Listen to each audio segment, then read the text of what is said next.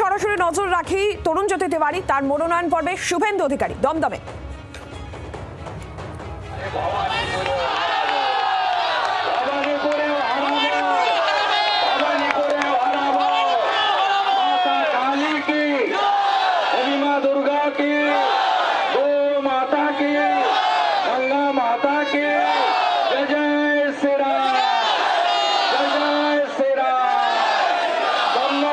मंदिर की बजरंग बली की भारत माता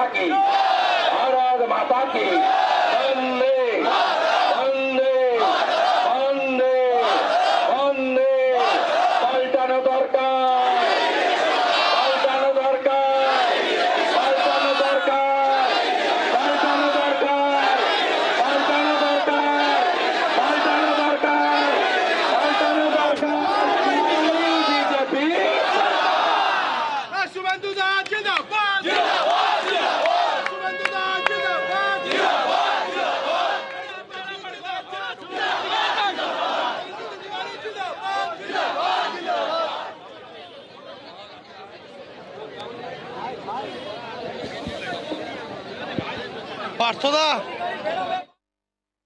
আজকে প্রথম দফার মনোনয়ন জমা দেওয়ার শেষ দিন। একে একে বিভিন্ন দলের প্রার্থীরা তারা মনোনয়ন জমা দিচ্ছেন। তরুণজ্যোতি তিওয়ারির যে ছবি আপনাদের দেখাচ্ছে এই মুহূর্তে দমদমে ছবি, তরুণজ্যোতি তিওয়ারি তার মনোনয়ন জমা দেওয়ার পর্বে এই মুহূর্তে তার সঙ্গে শুভেন্দু অধিকারী।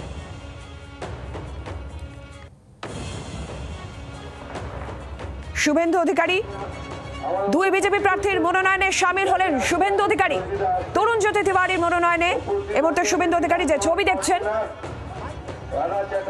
আজ প্রথম দফার মনোনয়ন জমা দেওয়ার শেষ দিন। সকাল থেকেই একে একে বিভিন্ন রাজনৈতিক দলের প্রার্থীরাই মনোনয়ন জমা দিচ্ছেন। সকাল থেকে সেই ছবিও আপনাদের দেখাচ্ছি। আর এই মুহূর্তে তরুণজ্যোতি তিওয়ারির সঙ্গে শুভেন্দু অধিকারী, তরুণজ্যোতি তিওয়ারির মনোনয়নে সামিল শুভেন্দু অধিকারী। সকলের মনের মানুষ, কাজের মানুষ, উত্তর থেকে দক্ষিণ, দক্ষিণ থেকে পশ্চিম, সকলের মনের মানুষ। এর আগে দমদমে হনুমান মন্দিরে পুজো দেন শুভেন্দু অধিকারী, তরুণজ্যোতি তিওয়ারি।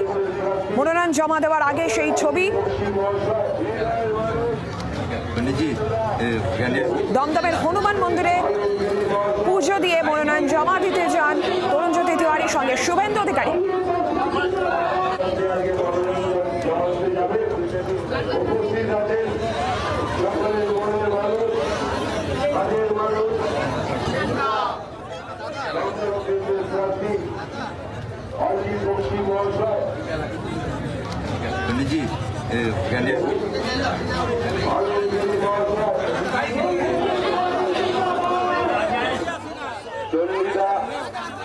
মঞ্চে ডেকে নেব কলকাতা উত্তর সহকারী জেলার মাননীয় জেলা সভাপতি চন্দ্রচরণ রায় মহাশয় আমাদের মধ্যে উপস্থিত হচ্ছেন।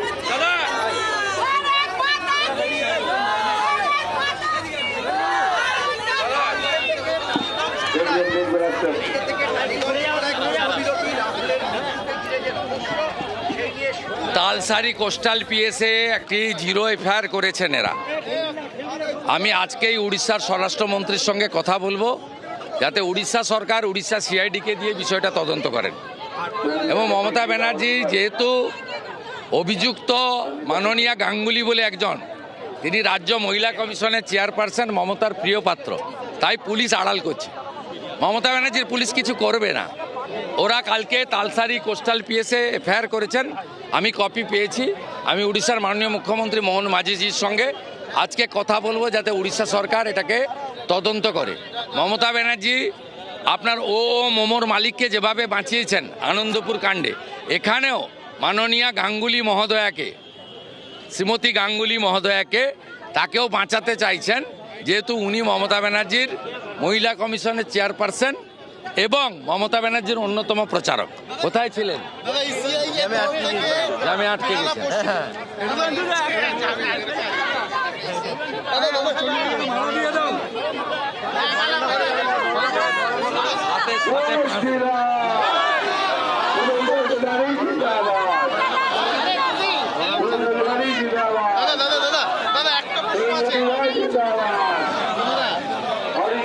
जिंदाबाद।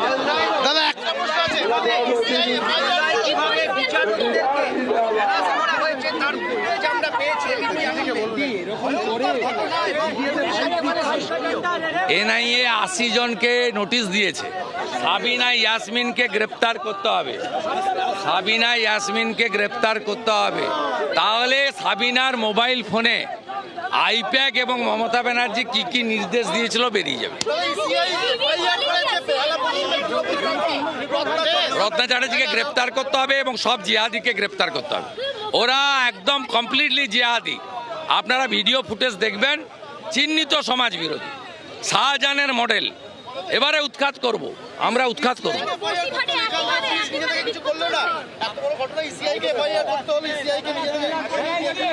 করবে না তো, কলকাতা পুলিশ এখনো সারেন্ডার করে আছে, কলকাতা পুলিশ এখনো শুয়ে আছে।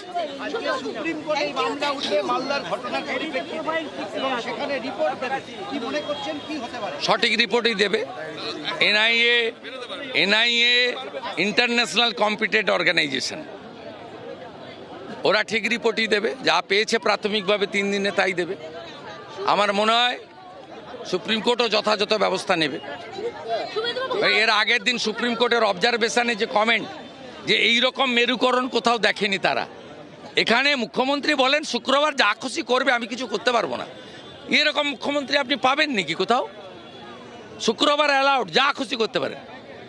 শুধু মালদার মতো করে বসিরহাট আমরা একইভাবে দেখছি এসআইআর এর নামে বিক্ষোভ করা হচ্ছে। আপনারা কি বলছেন দিকে দিকে এনে এটা পূর্ব পরিকল্পিত কোনো মডেল করা হচ্ছে বাংলাতে? অশান্ত জামাতি মডেল, যারা বাংলাদেশে গণভবন ভেঙেছিল, সংসদ ভেঙেছিল, সেম মডেল এখানে। জামাতের হাত থেকে বাংলা বাঁচানোর শেষ সুযোগ পশ্চিমবাংলার রাষ্ট্রবাদী, সনাতনী এবং আদিবাসীদের কাছে। সেই সুযোগ কাজে লাগান, আগে ভোট দিন, পরে ব্রেকফাস্ট করুন।